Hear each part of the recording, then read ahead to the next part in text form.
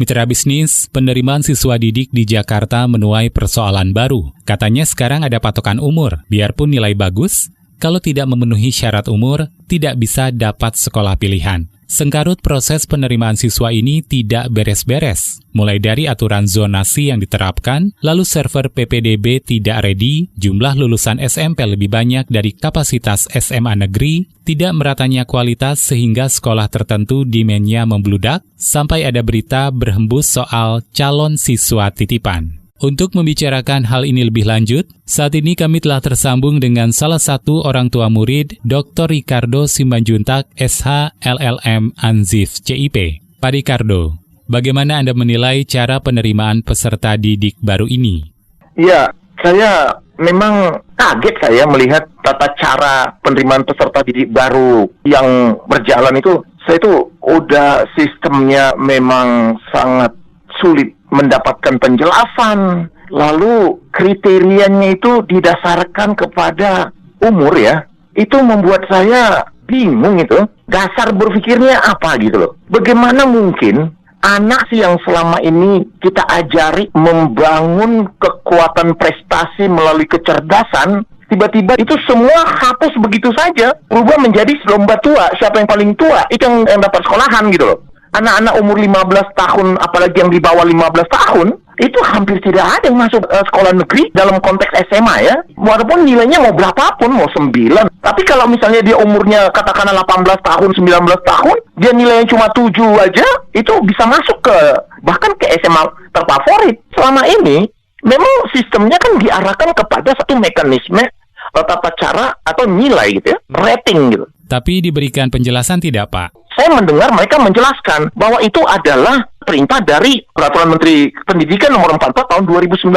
Ini benar-benar ngaco gitu loh. Ini sangat bertentangan dengan warna yang sedang diberikan pemerintah sekarang. Coba lihat, pemerintah sekarang kasih kesempatan begitu banyak sama orang-orang muda cerdas. Bahkan baru aja Telkom dikasih umur 34 tahun.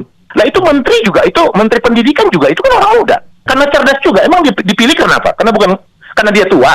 Kalau kita ikuti cara ini, harusnya dia menteri umur 60 tahun. Masih banyak orang yang lebih pantas kalau begitu. Jadi jangan suka-suka gitu. Terus bagaimana sikap pemerintah yang memberi tempat pada orang-orang muda? Salah itu maksudnya. Harus dirubah itu jadi tua-tua semua. Ini kalau kita bicara soal keadilan, yang calon-calon pejabat-pejabat ini juga banyak orang-orang tua yang nggak punya kesempatan. Lalu itu orang-orang muda yang ditunjukin itu menjadi orang nggak pantas. Ngaco aja tuh. Kalau betul itu dari Peraturan Menteri Pendidikan tahun 44 tahun 2019, itu peraturannya diberlakukan tanggal 10 Desember 2019.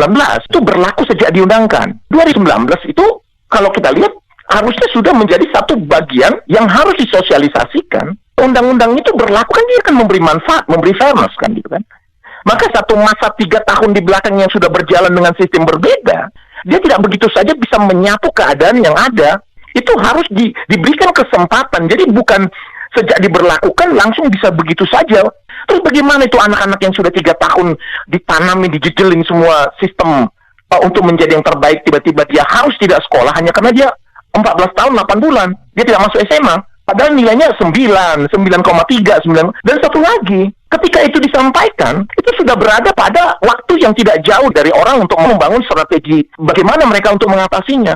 Sekarang ini kalau kita lihat itu swasta-swasta terbaik udah pada tutup. Bagaimana dengan peraturannya, Pak? Ini memang ada sedikit ketidakjelasan tentang cara seleksi. Peraturan Menteri Pendidikan nomor 44 tahun 2009, pasal 24 ayat 1 itu merefer ke pasal 7 ayat 1.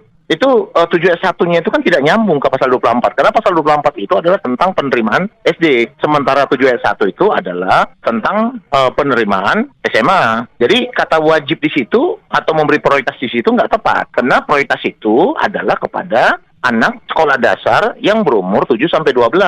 Dasarnya ada, memang ada itu kewajiban untuk anak-anak harus sekolah gitu loh. Jadi kan dikatakan untuk usia memasuki kelas 1 kan minimum 6 tahun. Tapi 7-12, untuk 7-12 wajib gitu. Itu benar gitu ya. Nah sekarang kalau kita lihat, memang di pasal 25 ayat 2, memang dikatakan adanya pemberian prioritas. Tapi ingat bahwa di sana itu tidak dalam konteks seakan-akan bahwa mekanisme untuk seleksi itu hanya berdasarkan umur. Tidak sesimpel itu. Jadi 25 ayat 2 itu mengatakan bahwa dalam hal misalnya ada kesamaan jarak dalam proses pengisian kuota akhir, maka memberi prioritas. Nah, sekarang intinya adalah yang kita katakan bahwa tidak boleh begitu saja ya meletakkan itu menjadi satu ketentuan di mana sebelum ketentuan itu lahir, sekolah itu sudah membangun satu sistem proses belajar yang menghasilkan generasi-generasi unggul dalam waktu yang tepat gitu loh. Jadi kalau misalnya orang memasuki usia sekolah pada umur 6 tahun memang diperbolehkan ketika itu, atau buat dia misalnya memasuki SMA berumur katakanlah 14-8 bulan. Nah itu adalah bagian ketentuan yang ketika itu diperbolehkan oleh hukum. Nah untuk itu jika pemerintah mau pada satu sistem yang baru, maka dia harus memberikan satu masa grace period agar memang sekolah-sekolah bisa mempersiapkan diri, orang-orang tua bisa terinformasi, dan sistem bisa berjalan melalui satu proses yang fair bagi semuanya. Nah kalau misalnya tiba-tiba hanya berdasarkan keputusan peraturan menteri Desember 2019 lalu mulai diumumkan sekitar bulan 4, bulan 5, belum lagi masa COVID, akses juga tidak jelas, orang semua berada dalam ketakutan COVID, kemudian tiba-tiba dinyatakan bahwa tata cara pemilihan akan didasarkan pada umur dan lomba tua begitu, ya maka sekarang pertanyaannya adalah bagaimana orang-orang yang sudah mempersiapkan 3 tahun yang lalu, dan bagaimana orang tuanya, dan bagaimana akibat dari katakanlah umur 15 tahun ke bawah yang tidak mempunyai kesempatan sekolah di negeri. Kemana mereka akan pergi? Ke swasta udah pada tutup. Nah, di sini perlunya pemerintah artinya menjadi bagian yang harus memenuhi syarat kehadiran peraturan atau undang-undang bahwa dia memang harus berdaya guna, dia harus transparan, dia harus objektifnya harus jelas gitu ya, dan ada fairness di sana. Demikian salah satu orang tua murid Dr. Ricardo Simanjuntak, SH LLM Anzif CIP. Saya Anto Wijaya.